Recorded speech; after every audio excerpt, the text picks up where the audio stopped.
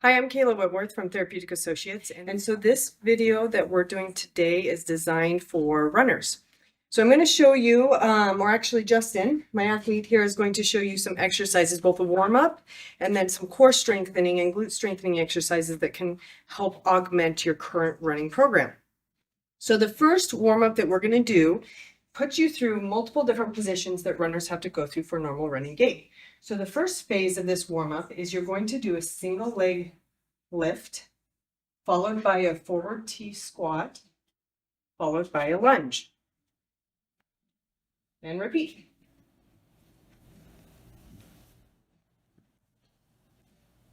After about 10 sets or 10 steps of that exercise, you add one more step to this warm-up. We're going to add a single leg squat to part of this flow here. So if he starts with a leg lift, it's going to go to a single leg squat, and then keeping his balance, go to a forward T and then into a lunge.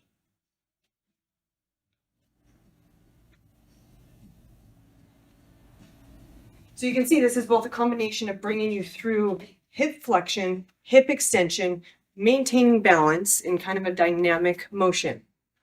So these can be good exercises to get all your joints loose and moving before you go for your run.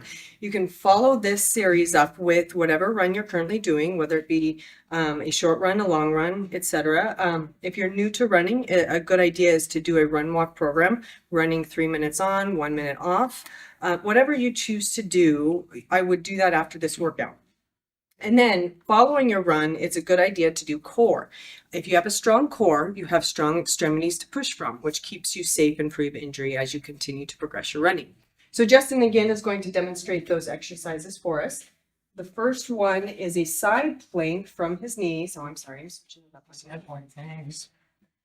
He's going to lift his hips. So with this, make sure that you are engaging your core here, and this is going to be both a core exercise as well as a hip exercise. So holding this position, he's going to lift his leg up, not allowing his core to arch, and then slowly back down. Then you can repeat that leg lift, 3 sets of 10, or whatever works for you, on both sides. So after he does about 10 here, he would switch and do the same thing on the other side. Again, make sure that your hips stay straight up towards the ceiling and he's not getting an excessive arch in his core. Good. Okay, the next one he's going to do is a quadruped knee tap. Now this exercise is for your quads as well as your core. So he wants to have his back in a neutral position, which means that your pelvis is not tipped too far forward and not tipped too far back. So he's going to keep his back in a neutral position, engage his core, engage his back. He's going to come up his knees onto his toes.